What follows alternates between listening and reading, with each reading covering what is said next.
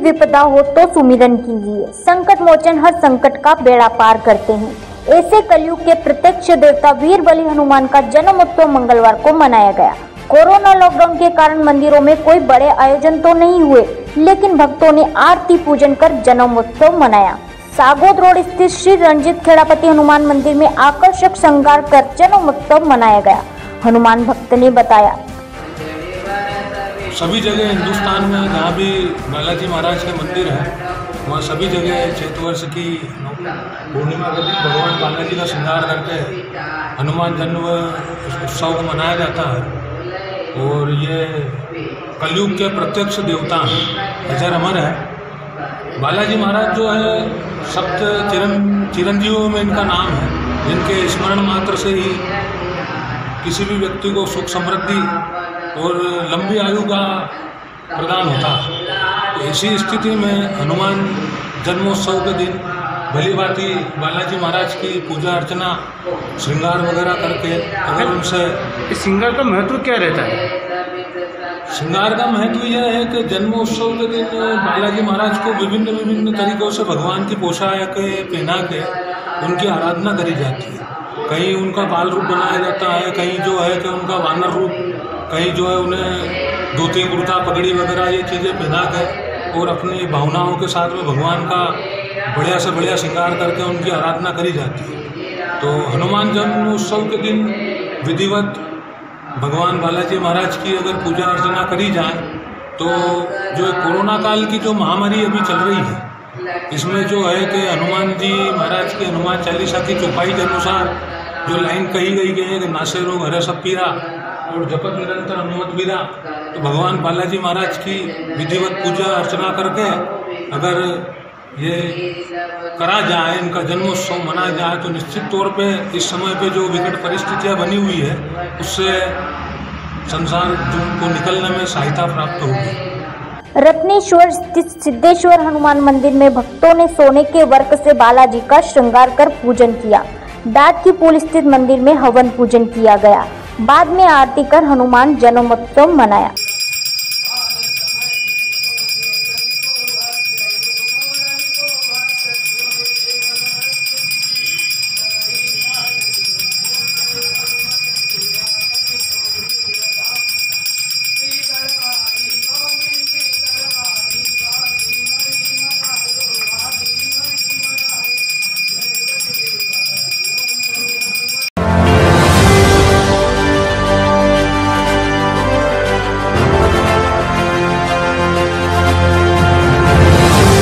नगर निगम भवन में आग लगने की खबर आपकी तरफ हेरी।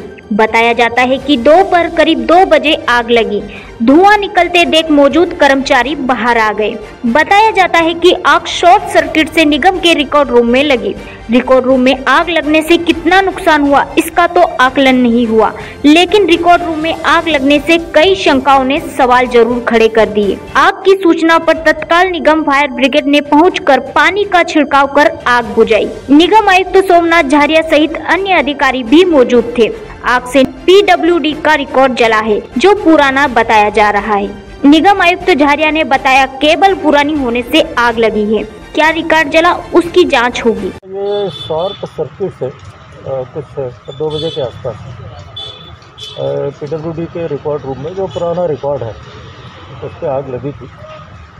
और ये है जो मौके पर देखने में समझ में आ रहा है कि शॉर्ट सर्किट का कारण है कि पुरानी लाइनें होना, उसमें काफ़ी जॉइंट्स भी है। और तो इन सबको हम रिप्लेस करके पूरा नए केबल भी इसको डालेंगे। जांच की जो बात है तो जांच तो ठीक है, रिकॉर्ड में अगर कुछ जो उपयोगी रिकॉर्ड होगा तो उसको पूरा निकालेंगे और उसको वापस फिर से ठीक करेंगे। क्योंकि ये देखने से प्राइमा फेसी समझ में आ रहा है कि इंटेंशनली आग किसी ने नहीं लगाई है। ये पुराने केबल्स के कारण और जॉइंट्स के कारण ये इस पर शॉर्ट सर्किट से आग लगी है। Thank you.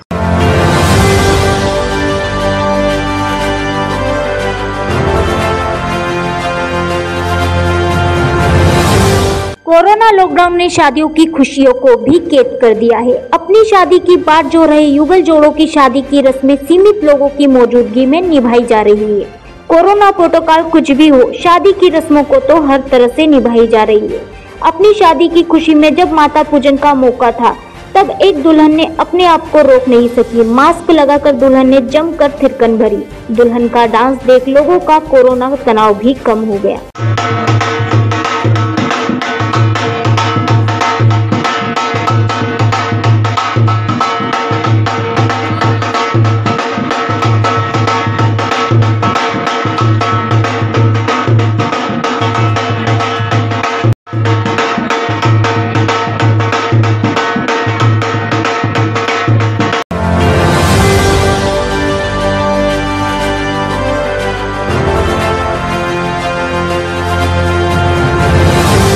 रतलाम में सोमवार को एक अनूठी शादी हुई, जिसमें दूल्हा दुल्हन सहित परिजन पीपी किट पहने हुए थे।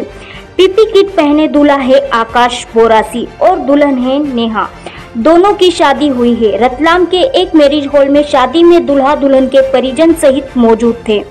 तहसीलदार और पुलिस जवान पीपी किट पहनकर शादी करने की नौबत आई। दूल्हे आकाश के 19 अप्रैल को कोरोना संक्रमित होने के कारण कोरोना संक्रमित की रिपोर्ट आने के बाद से वह अपने घर में ही आइसोलेट था और प्रशासन ने उसके घर को कंटेनमेंट क्षेत्र बना दिया था।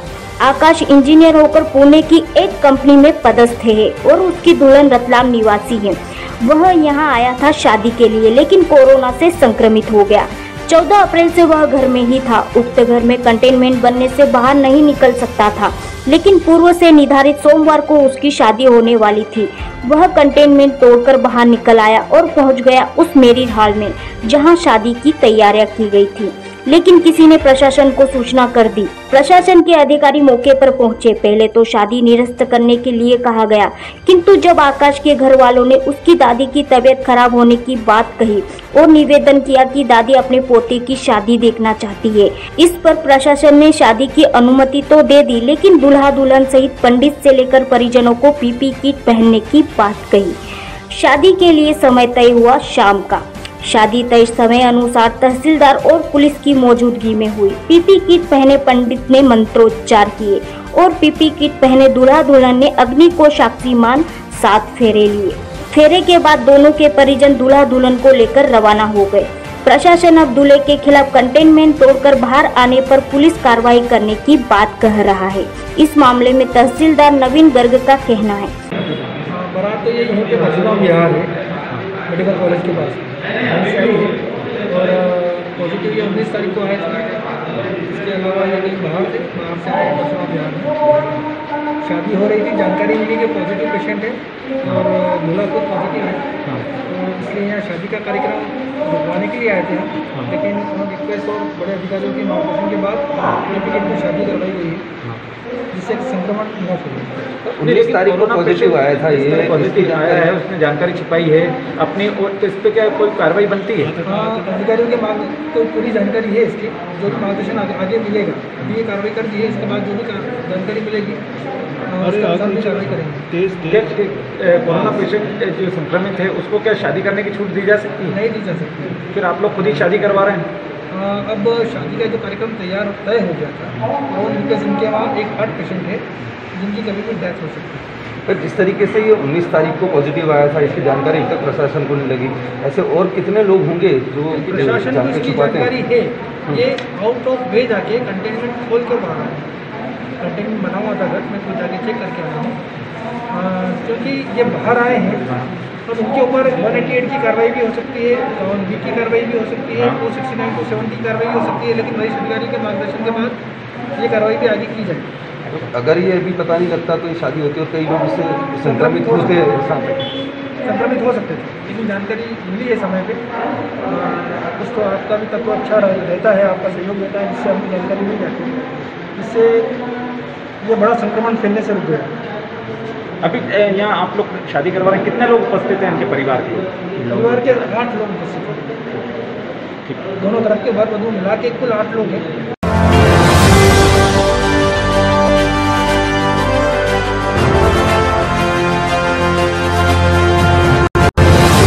रेमडेसिविर इंजेक्शन की कालाबाजारी में लिप्त 3 आरोपियों की गिरफ्तारी के बाद पुलिस को एक और बड़ी सफलता मिली है।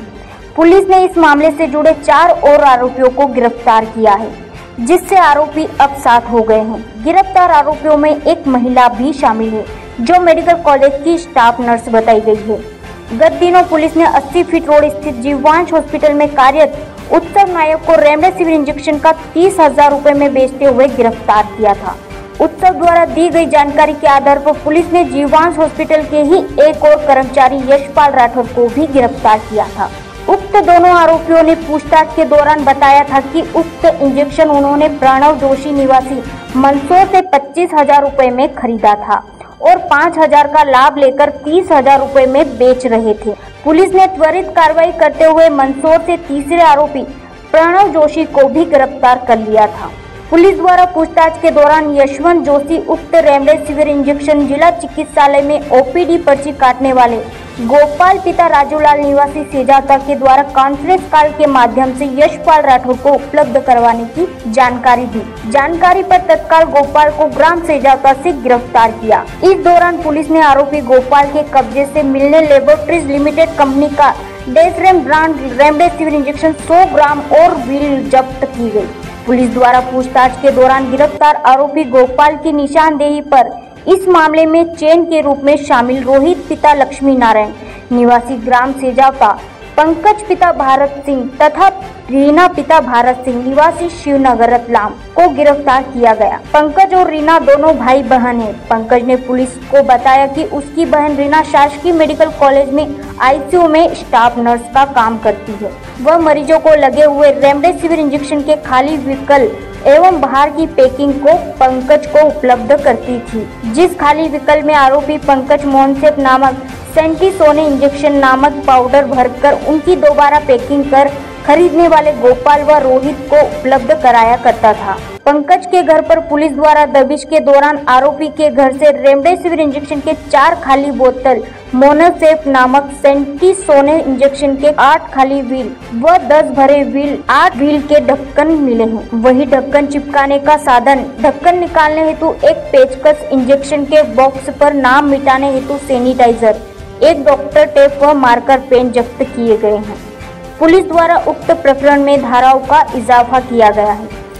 बताना चाहूँगा कि पुलिस को कल इस तरह की सूचना मिली थी कि यहाँ पर रेमडेसिविर इंजेक्शन की कालाबाजारी की जा रही है। इसमें एक पीड़ित व्यक्ति जिसके रिश्तेदार खुद कोरोना से जूझ रहे थे, उसको रेमडेसिविर इंजेक्शन की आवश्यकता थी। उन्होंने जब लोगों से संपर्क किया तो उसमें कुछ ऐसे लोग आए जिन्होंने इनको रेमडेसिविर इंजेक्शन 30 से 35,000 रुपये में उपलब्ध कराने के लिए बात कही। फिर इस व्यक्ति ने जब मार्केट में पता किया तो उसकी कीमत 2,500 से 3,000 रुपये रहती हैं। इस बात को लेकर ये पुलिस से अप्रोच किया इन्होंने कि साहब इस तरह की कालाबाजारी यहाँ चल रही है, लेकिन ये लोग इतने पावरफुल हैं या ये कहा जाए पैसे वाले हैं, ये मेरा कुछ अहित कर सकते हैं। इसलिए उसने इस शर्त पर पुलिस को डिटेल शेयर किया कि उसका नाम नहीं आना चाहिए। इसके बाद पुलिस ने इसमें योजना बनाकर दबिश दी और उस व्यक्ति को, जिसका नाम जो खुद का नाम उत्सव बता रहा है, उत्सव को इंजेक्शन के साथ रंगे हाथ गिरफ्तार किया पुलिस ने, जो 30,000 रुपये में रेमडेसिविर इंजेक्शन इसको उपलब्ध कराने वाला था। उससे पूछताछ में उसने बताया कि उसका साथी यशपाल करके है, जो ये दोनों ही जीवांश हॉस्पिटल में जॉब करते हैं अभी, और वैसे ये दोनों BHMS की पढ़ाई पढ़ रहे हैं। जो उत्सव है वो 2nd ईयर में है और भोपाल से पढ़ाई पढ़ रहा है, और जो यशपाल है वो 5th ईयर BHMS का स्टूडेंट है, जो कि यहीं रतलाम से पढ़ाई कर रहा है। इन दोनों को पुलिस ने गिरफ्तार करके जब पूछताछ किया विस्तृत, तो इनका कहना है कि साहब ये जो इंजेक्शन है ये इनके पास एक व्यक्ति जो कि प्रणव जोशी करके है, जो मूलतः मंदसौर का रहने वाला है और मेडिकल शॉप पे काम करता है, उसके माध्यम से इस तक पहुँचते थे। तो पुलिस ने जब जैसे ही इनको राउंड अप किया था पुलिस ने, उसके बाद से ही प्रणव का मोबाइल स्विच ऑफ था। इसके विभिन्न ठिकानों पर पुलिस ने दबिश दिया और अभी पुलिस ने इसको मंदसौर से राउंड अप किया है। अब इनसे विस्तृत पूछताछ की जाएगी। बेसिकली इस पूरे अभी तक के प्रकरण में जो 3 लोग गिरफ्तार हुए हैं, राउंड अप हुए हैं, इनसे पुलिस विस्तृत पूछताछ करी। बेसिकली हमारा मोटिव इसके ओरिजिन सोर्स तक पहुंचना है कि आखिर ये माल इन तक कहाँ से आ रहा है, उस पूरी चेन को एक्सपोज करने में लगे हुए हैं हम लोग। और इसमें बताना चाहूँगा आपके माध्यम से, क्योंकि ये ऐसा समय है जब लोगों को मानवता का परिचय देना चाहिए, उसमें इस तरह की जो कालाबाजारी कर रहे हैं उनके खिलाफ सख्त कार्रवाई की जाएगी। 3 लोग अभी गिरफ्तार किए गए हैं और जो भी लोग होंगे, जो व्यक्ति शामिल होगा, सबको गिरफ्तार किया जाएगा। अभी तक इन्होंने कितने इंजेक्शन बेचने की बात कबूल? अभी तक लगभग हम लोग जो पहुंचे ना, कम से कम इन्होंने 12 इंजेक्शन बेचे हैं। कम से कम 12 इंजेक्शन तक की जानकारी ये दे पा रहे हैं जो भी इन लोगों को बेचा है। और इनका यही कोई 25,000, किसी को 20,000, किसी को 30,000, किसी को 35,000, इसी रेट पर इन्होंने बेचा है। आज ही गृह मंत्री ने बोला है कि इस तरीके की जो कालाबाजारी करेंगे उन पर रासुका लगाई जाएगी, क्या इन लोगों पे भी रासुका? यस, अभी हम लोग वैसे बता रहा हूँ, रासुका लगाना मतलब कि तत्काल इनको जेल भेजना होगा। हम लोग पूरी जब तक चेन एक्सपोज नहीं कर लेंगे, और हम चाहते हैं कि सिर्फ प्यादों पर कार्रवाई न हो, जो मुख्य लोग इसके पीछे हैं ना उन पर कार्रवाई होनी चाहिए। इसलिए हम लोग अभी कोई जल्दबाजी नहीं कर रहे हैं इसमें। हम लोग पूरा इनका हमने पुलिस रिमांड लिया है 3 लोगों का, 3 दिन का पुलिस रिमांड लिया है। पूरी चेन एक्सपोज करेंगे हम लोग, उसके बाद ही कोई निर्णय लेंगे। प्रदेश में कई जगहों पर शिकायतें मिली हैं, हॉस्पिटल से चोरी हुए हैं, दूसरी जगह चोरी हुए, तो क्या पुलिस इस दिशा में काम? यस, मैं बताया मैंने, हम जब तक इसके सोर्स तक नहीं पहुंचे, आखिर ये मार्केट में चूंकि अभी सिर्फ गवर्नमेंट सप्लाई कर रही है, तो ये इंजेक्शन कैसे इन लोगों तक पहुंच रहा है, कौन इसके पीछे शामिल है, डॉक्टर शामिल है, स्टोर इंचार्ज शामिल है, या कोई डुप्लीकेट मैन्युफैक्चरिंग कर रहे हैं, ये सारे विषय हमारे विवेचना के एंगल हैं, हम सब पे जांच कर रहे हैं।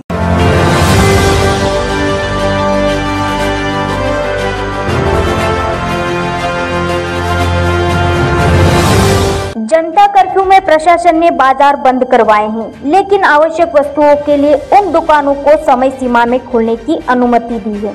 किराना सामान की आड़ में माणक चौक में कपड़ों की दुकानों की भी शटर ऊंची हो गई और कारोबार किया जाने लगा। नियम विपरीत दुकानों के खुलने पर जब एएन टाइम्स की टीम पहुंची तो कैमरा देख दुकानों के शटर गिराए जाने लगे। बाजार में दवाइयों और किरानों की दुकानों की आड़ में अन्य दुकानें भी खुलने लगी है, जिससे भीड़ नजर आकर संक्रमण की चेन टूटने पर संदेह होने लगा है। शहर में अनुमति की आड़ में तो सेलाना रोड स्थित एक मॉल पर भी खुले आम व्यापार होता है, और तो और गश्त करने निकलने वाली पुलिस सब कुछ देखकर अनजान बनी रहती है।